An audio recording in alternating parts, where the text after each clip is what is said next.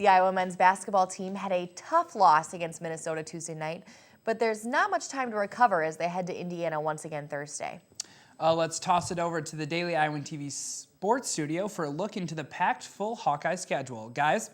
Thanks, Stefan, and welcome everyone to the Wednesday edition of the program here in the Daily Iowan TV Sports Studio. I'm Danny Payne. And I'm Jalen Socek. Swimming and diving still to come this evening, but first, a quick look at the disappointing loss against Minnesota for the Iowa men's basketball team Tuesday night. The Wisconsin defeat and the 95-89 loss to the Gophers marks Iowa's first consecutive losses all season and stops a 3-game winning streak for the Hawks on the road.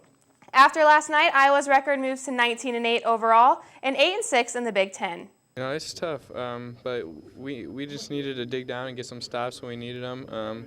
You know, they shot the ball tremendously well. We should have done this, we could have done that, and, you know, they put up 95. While they may be disappointed and exhausted from Tuesday night, there isn't much time to recover with the rescheduled Indiana game set for Thursday. Whitney Blakemore has the preview.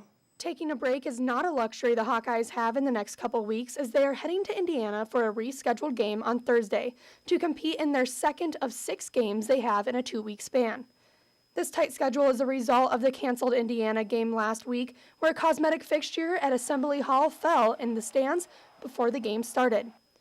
Mike Cassell said the loss against Minnesota is something they can't dwell on with such a quick turnaround. Yeah, you know, it's a quick turnaround. That's the beauty of basketball. You know, you have an off night like this and you get another chance to prove yourself right away. We just got to remain positive and can't let this game affect us on Thursday. Even though the players are keeping positive, playing a game almost every other day is going to put some pressure on the Hawks physically and mentally.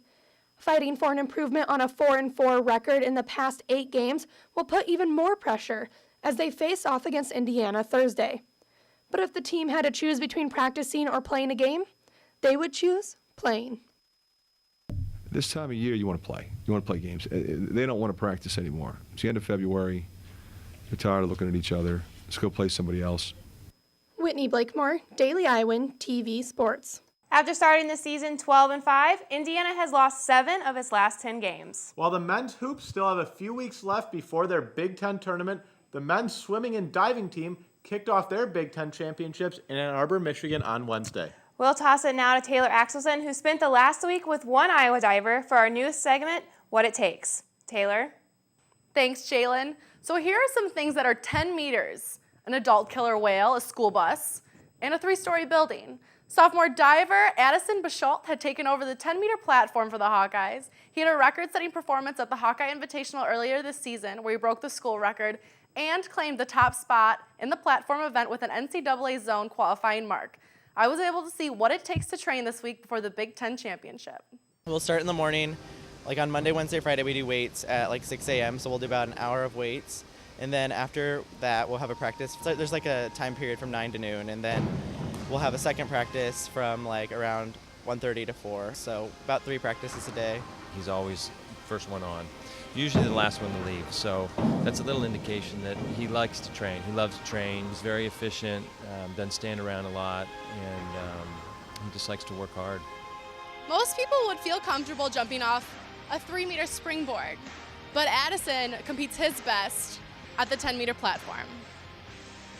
So not everybody can do tower, and Addison's really worked hard and came in last year with absolutely no platform work and learned an entire 10-meter list. I know that I've gotten so much better with these practices. At first it was really like, wow, this is a lot of practicing, but just the thought of doing really well at Big Tens and doing really well, making it to NCAAs and going even further just makes me want to train harder. I just dry myself off, take a deep breath, do some jumping jacks to like pump my body up. I'm like, okay, I know where this is, it's gonna be fine. It's just the fact of standing there and getting over the mind aspect of it, and then I go.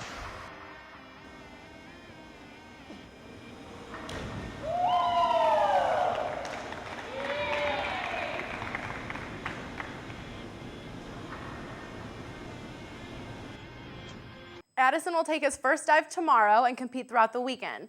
And eventually, maybe we'll be able to see if he has what it takes to reach his eventual goal of representing the United States in the Olympics. Jalen and Danny, back to you guys. Thanks for that, Taylor, and keep up the good work. Unfortunately, that's all the time we have for in tonight's show. But tune back in tomorrow for another look into Hawkeye basketball. But for now, it's back to you at the desk.